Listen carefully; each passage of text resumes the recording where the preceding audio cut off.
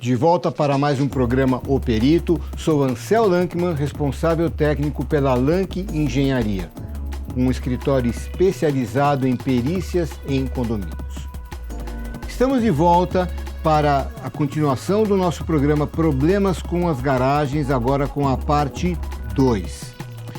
Como a gente falou na parte 1, as garagens são fontes de problemas, de aborrecimentos e conflitos. Por quê? Há uma insatisfação constante, primeiro, pelo fato das vagas serem apertadas, segundo, pelo fato de haverem vagas travadas, e terceiro, por existirem vagas com acesso muito difícil, muito complicado. Nós falamos um pouquinho sobre a disposição das vagas, o percentual que a prefeitura obriga que aconteça, a questão da convenção dos condomínios e também das matrículas das unidades. O assunto hoje é um pouquinho diferente. Nós vamos falar sobre a necessidade de você incutir no seu condomínio que se adote o bom senso para se tratar desse assunto. Na parte 1 desse assunto, nós falamos sobre tipos de veículos e eu dei uma pinceladinha sobre carros de passeio e utilitários. Vamos falar um pouquinho mais sobre isso agora. As convenções condominiais modernas frequentemente se referem única e exclusivamente a carros de passeio. Agora, não é porque eu estou passeando num determinado veículo que esse veículo virou carro de passeio. Eles têm uma classificação normativa, tem uma classificação pela documentação do veículo que o coloca como carro de passeio ou como utilitário. Então, vamos ver algumas definições aqui. Primeiro, o que é um utilitário? Vamos então ver alguns exemplos de utilitários. Por exemplo, nessa primeira figura, nós temos um utilitário grande, por exemplo, uma S10 cabine dupla, e ao mesmo tempo um utilitário pequeno, uma Saveiro. Ou seja, não é o fato de ser utilitário ou não que vai definir o tamanho dele e os problemas que aquele carro possa ocasionar numa garagem. Vamos falar agora de uma segunda categoria, a tal da SUV. SUV significa veículo utilitário esportivo. E nós temos também alguns exemplos para mostrar que SUV tanto pode ser grande como pode ser pequena. Por exemplo, na próxima figura, uma SUV grande, uma Pajero, por exemplo, ou uma SUV pequena, uma Tracker. Ou seja, mesmo na categoria SUV, nós temos também carros grandes e carros pequenos. E os carros de passeio, por sua vez, também podem ser grandes ou pequenos e continuarem sendo carros de passeio, como por exemplo nesse caso aqui, por exemplo um C5 ou então um Fiesta. Ou seja, a questão do conflito das garagens, ela não está muito relacionada com o tipo de veículo, mas sim com o diferente tamanho dos vários tipos de veículo. Mas uma coisa é certa e onde você pode atuar, que é o seguinte: se a convenção fala em carros de passeio, os utilitários e as SUVs não estão incluídas. É claro que isso é uma interpretação muito rígida, porque hoje SUV é utilizada como carro de passeio corriqueiramente. Acontece que isso para você, Cíntia, é uma arma muito grande, porque você pode colocar em xeque a teimosia e a intransigência de determinados condôminos. Por que eu estou falando isso? Imagine o seguinte: a convenção diz que as garagens são destinadas a carros de passeio, tá? O condômino não quer aceitar que a SUV dele ou que a caminhonete dele é um utilitário e não carro de passeio. Mas no documento do veículo, no certificado de propriedade, vai estar escrito que aquilo ali é um utilitário. Então, você pode simplesmente dizer o seguinte: olha, pessoal, ou vocês usem um bom senso e vamos tratar isso aqui de uma maneira decente, uma maneira racional, uma maneira inteligente, ou eu vou ter que aplicar o regulamento, vou ter que aplicar a convenção, que é a seguinte: só carros de passeio. E aí você vai criar um problema muito grande e vai poder, de uma certa maneira, conscientizar esse pessoal todo, esse povo todo, a sua coletividade, de que se não houver colaboração deles, se cada um quiser prevalecer de acordo com seus próprios interesses, é impossível atender todo mundo e você vai ter que usar o que diz a convenção condominial. Ou seja, SUVs, utilitários, não vai ser permitido. É claro que isso é uma interpretação rígida, é uma maneira de você chamar eles ao uso do bom senso, que é o que tem que prevalecer na medida que a gente vive em comunidade. A mesma questão está relacionada com as vagas para deficientes, aos portadores de deficiência. Por quê? Porque há uma política de se obter isenções com relação aos carros que se compram.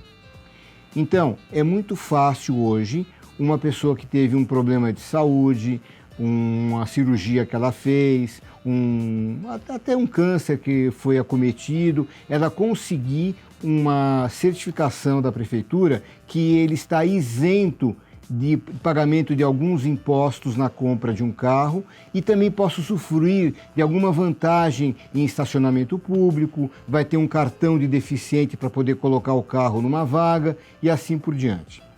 Agora, o fato da pessoa ter o seu cartão de idoso não é a mesma coisa dela ter uma dificuldade real de locomoção que a obrigue a utilizar uma vaga para deficiente num condomínio.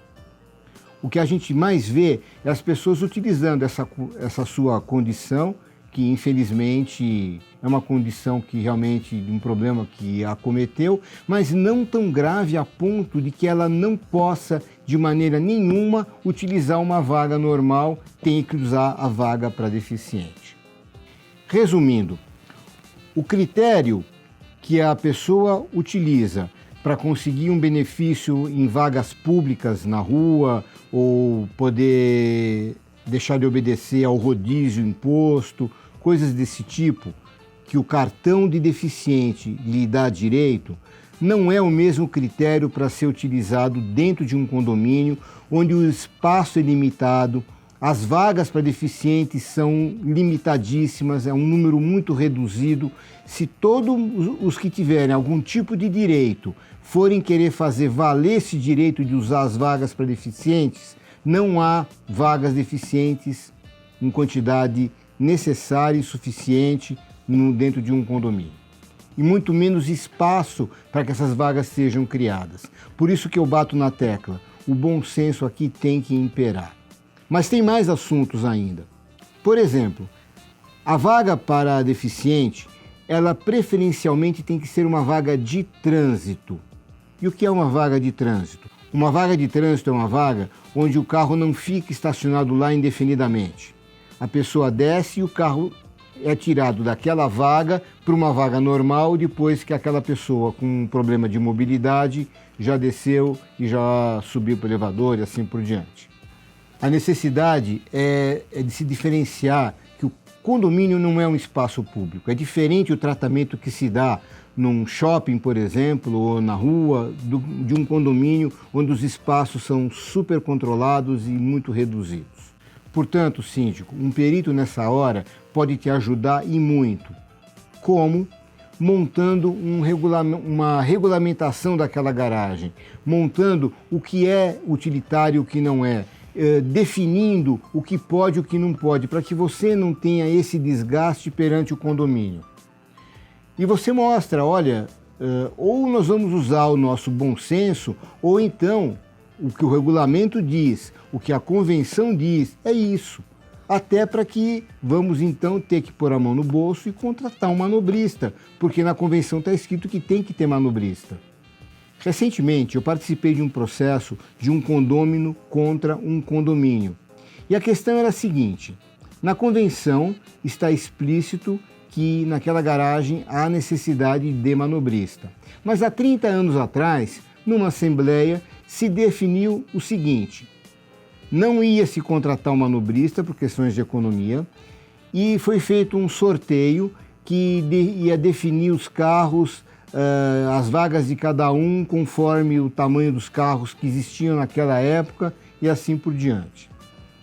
Passado esse tempo, num passado assim bem recente, uma determinada condômina se rebelou contra esse status e entrou na justiça dizendo: eu quero que seja feito como diz na convenção, contrate um manobrista.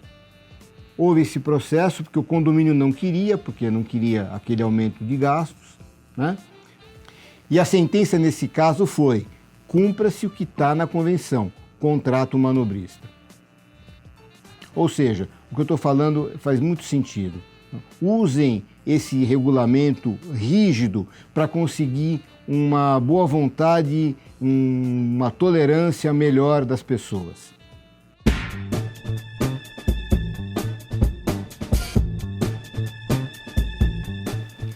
A pergunta de hoje vem do Luiz Paris de Mauá.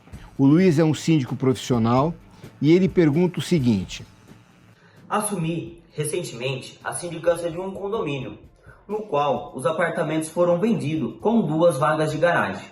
Como não há espaço físico para todas, elas tiveram seu tamanho diminuído para muito menos do que determina a lei. O que o professor sugere?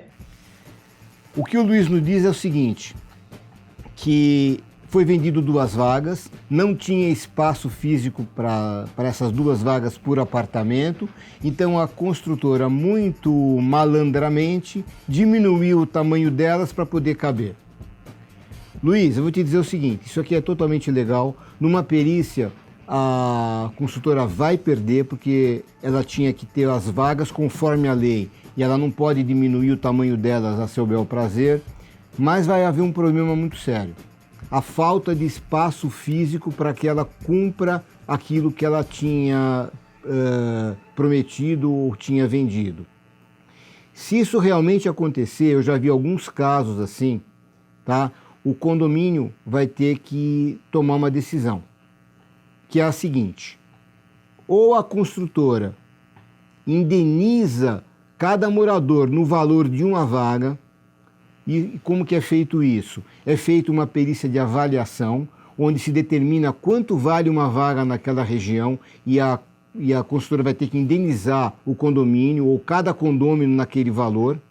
Ou então as pessoas assumem que as vagas vão ser menores mesmo, conseguem uma compensação financeira por isso e vão assumir que vão ficar com aquelas vagas menores mesmo.